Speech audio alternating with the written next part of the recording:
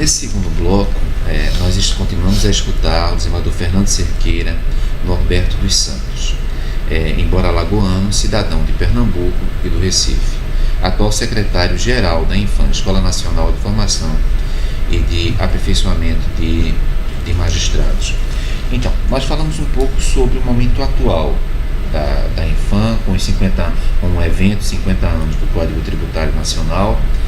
Em outubro, ele é de outubro de 66, o Código Tributário, e o ministro Luiz Alberto Gugel de Faria está à frente desse congresso, desse evento sobre os 50 anos do Código Tributário Nacional. Enfim, e quanto a futuro? Parece que a Infam, ela aposta também nessa integração com outros poderes judiciários, aprender com a experiência de outros poderes judiciários. E aí eu coloco um novo Código de Processo Civil. Como nós sabemos, os juízes eles precisam lidar com o novo Código de Processo Civil. E como sendo uma legislação nova, as pessoas podem concordar com as interpretações que os juízes estão adotando ou não concordar, mas que os juízes precisam interpretar o novo código, parece impossível evitar isso. Então, esse novo código ele adotou experiências da Alemanha, por exemplo. Nós temos essa integração, o Poder Judiciário brasileiro, a Infam, consegue ter integração com, por exemplo, a Alemanha? É possível isso? Não a esse nível, a Infam, na verdade, ela promoveu uma série de eventos que culminou com um grande seminário sobre o estudo do novo Código de Processo Civil o ano passado. Perfeito. E desse estudo nós extraímos alguns enunciados que toda a magistratura do Brasil, representado por todos os tribunais estaduais e federais, conseguiram extrair do texto do Código, né? E é evidente que esses enunciados não têm a unanimidade nem mesmo dos próprios magistrados, né? O Código, principalmente quando ele é novo, ele depende de interpretação. E ele só vai se consolidar realmente quando nós tivermos já algum espaço de tempo com uma razoável interpretação de seus dispositivos. Ele traz muita coisa nova, muita coisa que eu próprio poderia dizer a você que concordo, que teve uma evolução, outras coisas que eu não compreendo muito bem e que dificultam realmente o processo. Enfim, penso que nós vamos ter que ter algum tempo ainda para trabalhar e os tribunais superiores poderem definir em suas decisões a boa aplicação, quer dizer, uniformizar a interpretação do novo código.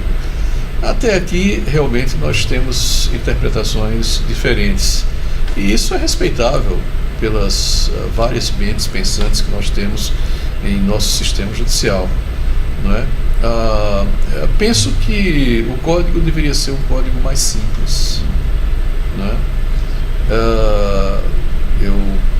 Eu sempre vejo, e até mesmo pela experiência de outros países, que o sistema judicial funciona sempre de forma mais objetiva e simples. É o caso, por exemplo, de se buscar o tempo de duração do processo. O tempo de duração do processo, em muitos países, ele é fixado em 6 meses. Não é? E não sei se com a aplicação do novo código nós vamos conseguir viabilizar isso, não é? Mas a tendência mundial é que o processo tenha uma razoável duração, mas essa razoabilidade seja fixada dentro de um prazo que esteja em torno de 6 meses. É isso que nós precisamos. Por exemplo, o sistema de metas adotadas pelo CNJ visa exatamente isso, né? Não deixar processos antigos pendentes, a dar uma solução, nem que seja uma solução, não é nem dizer o direito, dar uma solução aos processos que estão pendentes. Essa é a razão das metas, que são importantíssimas dentro de um sistema que está congestionado, né? Dentro de um sistema que funcione bem, você não precisa de metas. Mas aí eu lhe provocaria com o seguinte, com relação às metas, com relação a essa metodologia. As metas, elas estão funcionando e elas são colocadas pelo CNJ, o Conselho Nacional de Justiça, para a Justiça Federal Estadual de primeiro grau e de segundo grau. Mas essas metas, elas muitas vezes não são fáceis de cumprir. Não. Elas estão sendo cumpridas também pelos tribunais superiores, a exemplo do Supremo Tribunal Federal, o Superior Tribunal de Justiça, porque a ideia do sistema brasileiro não encampa apenas 2 graus, não é? Encampa também os tribunais superiores. Eu queria que um juiz tão experiente falasse um pouquinho, dentro do possível, a respeito das metas para os tribunais superiores. Eu posso dizer assim a você o que eu ouço falar, certo. Porque na verdade eu não tenho assim a experiência judicante dentro do Superior Tribunal de Justiça, certo. Mas o que eu ouço é sempre muito a preocupação dos senhores ministros em cumprirem as metas do CNJ. Eles realmente levam muito a sério, né, o cumprimento das metas. Se eles, não diria assim, se eles, mas por exemplo, se alguns não conseguem, porque na verdade o movimento nesse Tribunal Superior é muito grande, realmente, né? De forma que, mas o que eu posso dizer é isso, é a preocupação dos senhores ministros em cumprirem as metas. Isso eu posso dizer. Em relação ao Supremo Tribunal Federal, eu não tenho, eu não posso trazer nenhuma informação, porque na verdade não tenho. Não é? Eu não acompanho o Supremo Tribunal Federal, o que eu acompanho mais é o STJ. Claro. Pois bem, mas também teve uma atuação junto à Corregedoria Geral de Justiça, que é um órgão extremamente importante. Só para que alguns saibam, a Corregedoria Geral de Justiça, no caso do Tribunal de Justiça do Estado de Pernambuco, ela também trata de estabelecer normatizações para os cartórios extrajudiciais, o que eu sei que muitos que estão nos assistindo devem estar até pensando em fazer concursos, porque atualmente há os concursos para as serventias extrajudiciais. Então, essa perspectiva da Corregedoria Geral de Justiça e dos cartórios, poderia falar um pouquinho sobre isso? Para tanta gente que hoje em dia faz, porque antigamente as pessoas costumavam fazer concurso para, não sei se concorda comigo, para as procuradorias, para as promotorias, eventualmente para a magistratura e o Ministério Público. Mas hoje em dia nós já temos a possibilidade de pesquisadores junto das universidades, existem professores pesquisadores nas universidades, e também as serventias extrajudiciais despertam muito interesse. Muitíssimo. Veja, em alguns países o extrajudicial é exercido pelo próprio Estado e não pelo Poder Judiciário. Quando eu falo Estado, é o Poder Executivo. Certo, a administração. Né? A administração pública. No Brasil, o sistema é esse, a vinculação com o Poder Judiciário. E por muitos e muitos anos, o sistema de cartório, na verdade, funcionou como algo assim, de uma capitania hereditária, não é? E que precisou de muito tempo para que os poderes judiciários dos estados pudessem abrir os olhos para esse importantíssimo segmento, porque é ele que dá garantia às transações, ao registro imobiliário, aos registros civis, enfim, quer dizer, ele tem uma importância que é inegável dentro da nossa sociedade. Portanto, o judiciário começou realmente a abrir os olhos. E abriu os olhos especialmente depois da emenda 45. Certo. Né? A emenda 45, que é chamada a emenda de reforma do judiciário, realmente fez com que houvesse um interesse muito grande, e temos uma coisa muito boa, é que aqui em Pernambuco foi instalado um sistema de controle de pagamento de emolumentos, que é a retribuição do serviço prestado pelo tabelião público, né?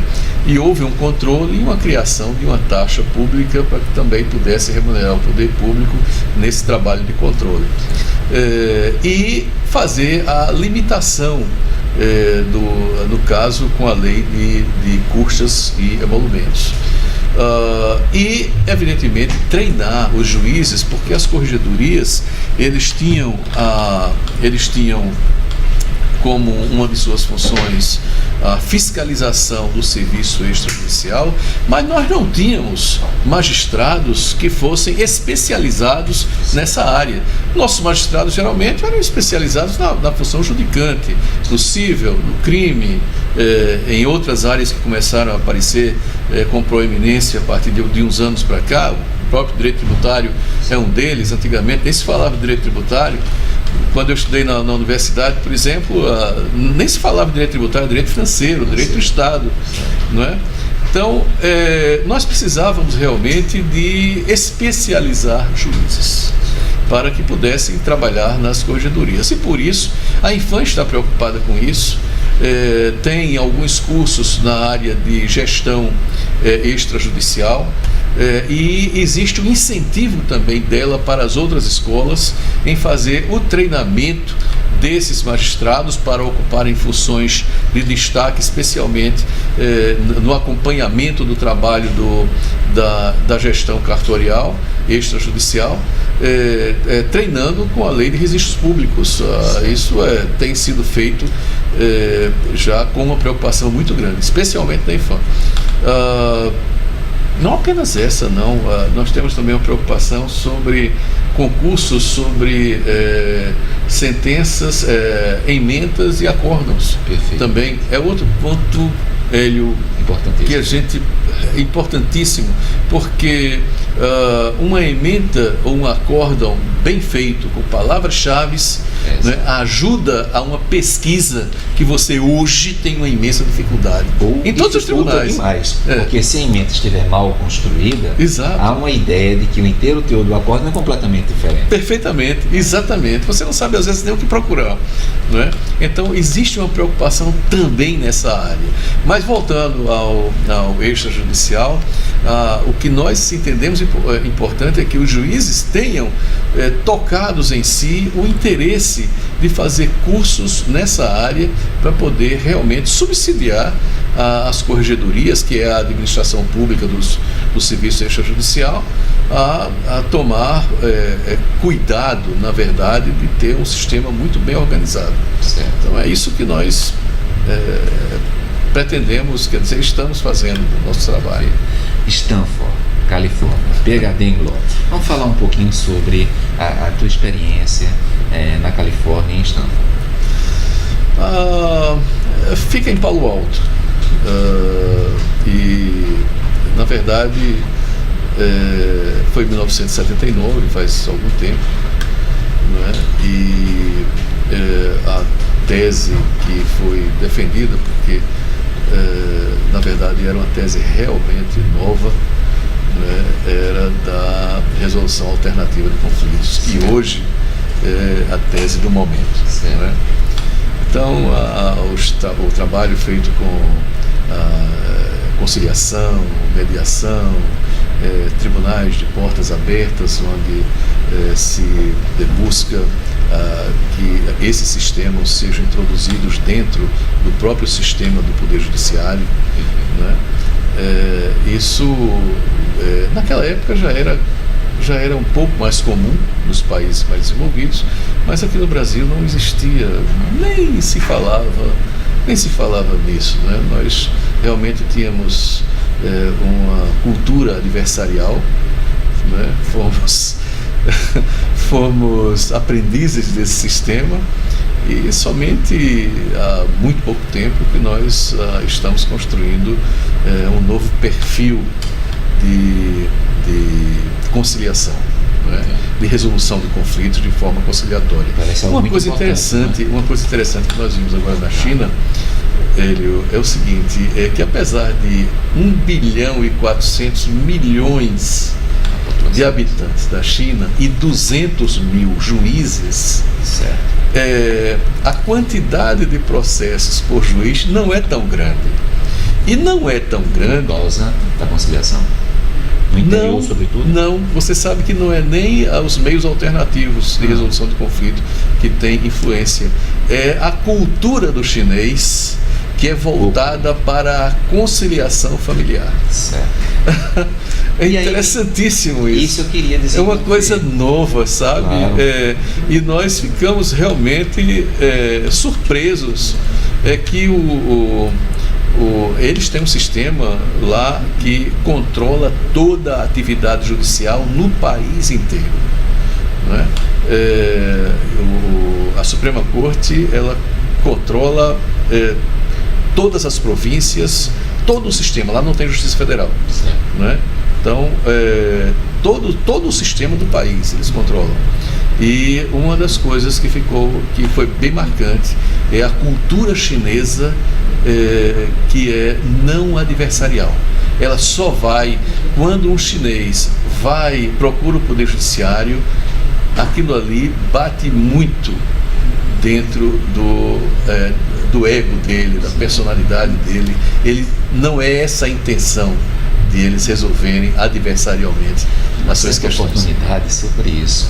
Eu estava escutando um processualista italiano, e ele também tinha ido, eu nunca fui à China, ele também tinha ido à China e falava sobre isso que colocou há pouco, quer dizer, que no interior da China havia uma mentalidade, para mim sim, mas ele justificava, não é bem com a religião, mas com a filosofia do chinês. A filosofia do chinês, exatamente. Confúcio, né? Exatamente. É tanto que nós temos lá o ministro Barroso Filho, do Superior Tribunal Militar. Ele é um estudioso de Confúcio. Certo. Né? Eu vou até recomendar ele para que ele possa assistir essa entrevista, claro. Eu estou citando o nome dele.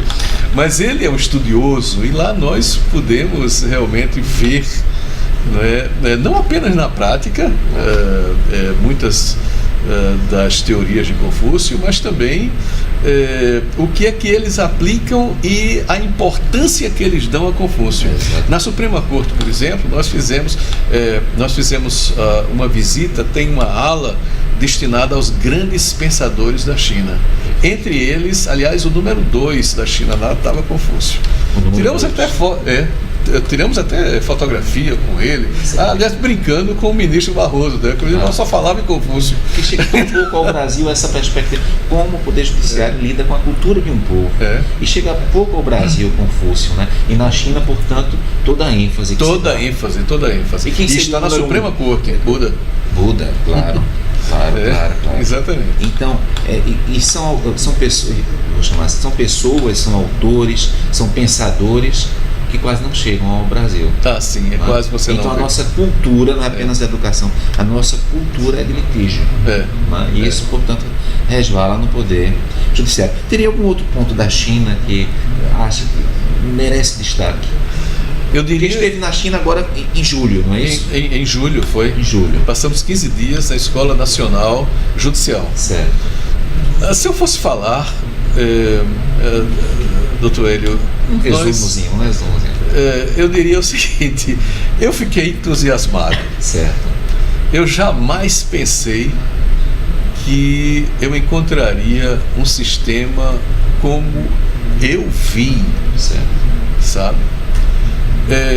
Começa pelo país, a organização do país, a limpeza, a estrutura, a educação, enfim,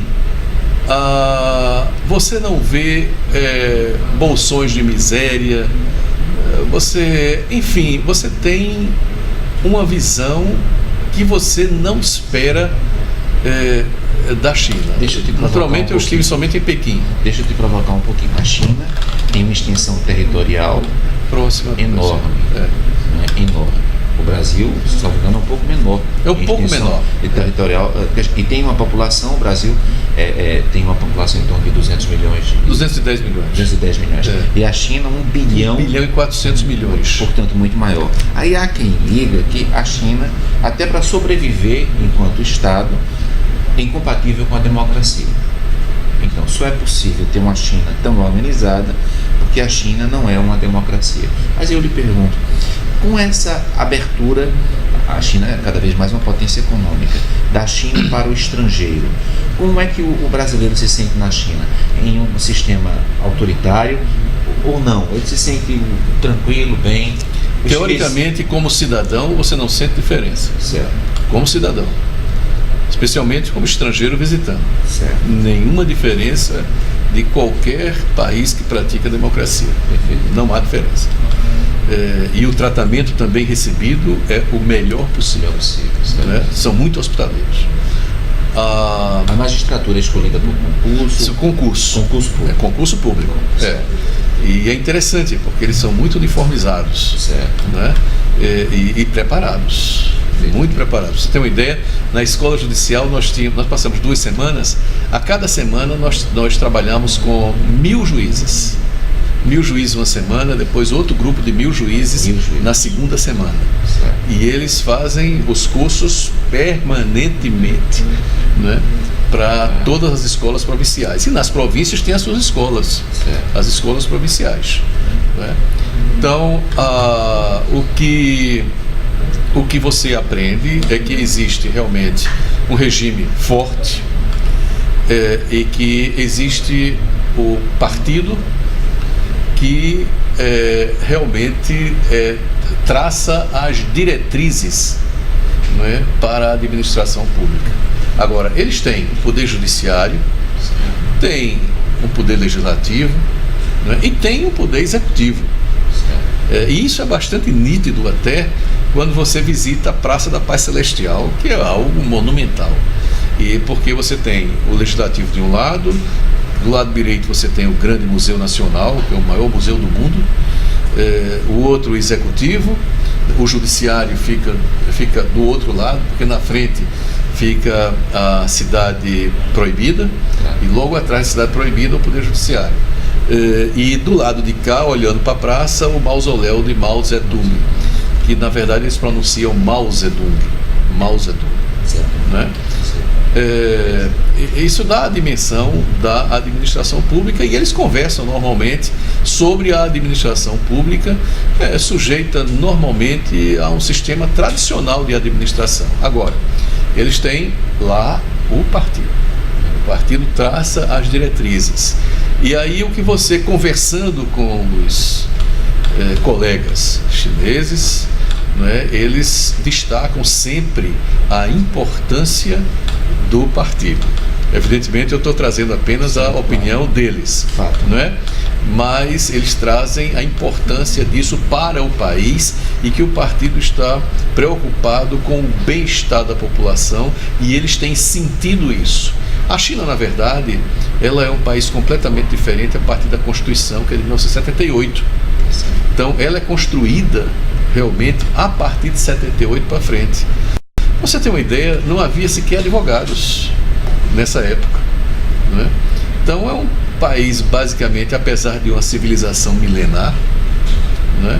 Mas é um país assim em administração pública muito recente. E aí eu pergunto o seguinte: eu vivi um período, como sabe, fora do Brasil, e um problema que normalmente se enfrenta é idioma. Então, como é que, evidentemente, cantonês é um idioma que eu imagino pouquíssimos brasileiros falem, não é verdade? E eu não acredito também, convenha, que seja comum no Brasil falar qualquer outro idioma chinês. Né? Então, como é a comunicação? Porque até o alfabeto é diferente. Dificílimo, né? Dificílimo. Veja, eu tenho viajado por vários países no mundo e vários que não falam inglês, né? Mas sempre você encontra alguém que fala inglês. E, evidentemente, que o alfabeto alfanumérico ele é bem mais fácil de você, pelo menos, escrever. Você pode copiar uma palavra. No caso chinês, não, e nem isso. No caso chinês, não. No caso chinês, se você quisesse, por exemplo, se deslocar da Escola Nacional, digamos, para o centro da cidade, você, digamos, para um determinado local, para o Museu Nacional, você tinha que fotografar o endereço do Museu Nacional, ou o endereço da Escola Nacional, ou o endereço do restaurante que você gostaria de ir, para você poder ir e voltar mostrando isso ao motorista de táxi. Então os cursos são feitos como? Não, os cursos são dados em em mandarim, mandarim. mas nós contratamos tradução para português através da Embaixada Brasileira. Então era um curso comum, um curso para os juízes brasileiros e também para os juízes chineses, ou não? Não, foi um curso desenhado somente para os juízes brasileiros. Muito embora, em algumas ocasiões, alguns juízes chineses vieram participar. Então, através de tradutores... Através de tradutores é que nós tivemos todas as aulas. Bom, mas eu sei também que tem uma experiência na Geórgia, Geórgia nos Estados Unidos. Falamos da China, poderia ser Geórgia da Rússia. Não, exato. É Geórgia dos Estados Unidos. É muito grande, mas como é que surgiu isso, essa sua experiência na Geórgia dos Estados Unidos da América do Norte? Como eu estudei nos Estados Unidos, na Universidade de Austin e em Stanford, no Texas, isso me facilitou muito. Aqui em Pernambuco nós temos o Comitê Pernambuco-Geórgia, que é uma instituição já de muitos anos, não é? E eles tinham, há muitos anos atrás, eu não era juiz aqui ainda, eu tenho 34 anos como magistrado, e eles já faziam isso antes disso. Então, eles traziam delegações da Universidade da Geórgia aqui para Pernambuco e levavam delegações de pernambucanos para a Geórgia através desse convênio dessa instituição Pernambuco-Geórgia, que era parte do Programa de Desenvolvimento das Américas, cujo presidente que deu maior ênfase foi o presidente Jimmy Carter, que é da Geórgia. E o presidente Jimmy Carter, há mais de 30 anos atrás, quando era governador da Geórgia, esteve aqui em Pernambuco por 2 vezes. Com a esposa, a Rosalind Carter, né? E foram aqui recebidos, enfim, fizeram esse programa aqui e receberam algumas delegações de pernambucanos lá. Por alguns anos isso ficou parado. E em determinado momento, quando o presidente Valdemir Lins era presidente do Tribunal de Justiça de Pernambuco, houve um movimento para a reativação desse programa. Isso foi mais ou menos em 1996, mais ou menos isso, 95, 96. E então o pessoal do Comitê Pernambuco-Geórgia fez uns convites, convidou algumas autoridades, entre elas o presidente do Tribunal de Justiça, o desembargador Valdemir Lins. E o desembargador então, sabendo da minha formação, pediu para que eu apresentasse um projeto do Poder Judiciário para a universidade, para saber que eles pediam um projeto para poder desenvolver, e para que eu escrevesse um projeto de curso para a universidade, para saber se nós poderíamos realmente realizar isso. Eu escrevi esse projeto, o projeto foi para os Estados Unidos, foi aprovado, e logo em seguida o desembargador Etério Galvão levou o primeiro grupo de magistrados para fazer o primeiro curso há 20 anos atrás. Certo. E depois que o desembargador Etério fez, eu participei do primeiro grupo, porque foi feito um concurso no Tribunal de Justiça. O desembargador Etério Galvão foi que começou. Exatamente. Foi feito um concurso no Tribunal de Justiça. Certo. E foram aprovados 5 magistrados. Entre eles eu fui aprovado, até porque se exigia inglês com TOEFL. Foram exigências realmente muito difíceis. Ele colocou e só conseguiu 5.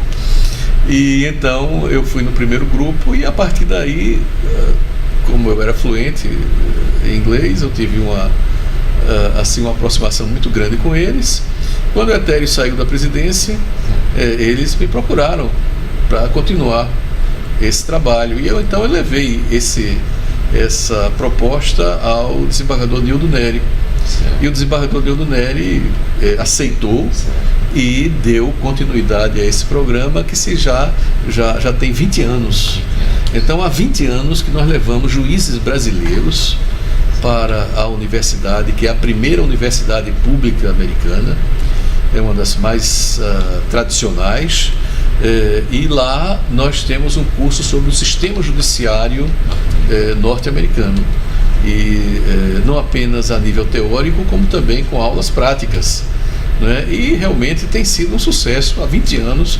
Todos os juízes brasileiros gostam muito, porque inicialmente nós começamos com Pernambuco, mas depois, como eu passei a coordenar esse programa, aí eu abri através da AMB para o Brasil inteiro, né? Então, e aí o Brasil inteiro participa. Como nós fazemos em módulos, eu queria gravar um terceiro módulo, não é, atualizando para vocês, só sobre o sistema, que seja uns 10 minutos, mas sobre o sistema judiciário norte-americano.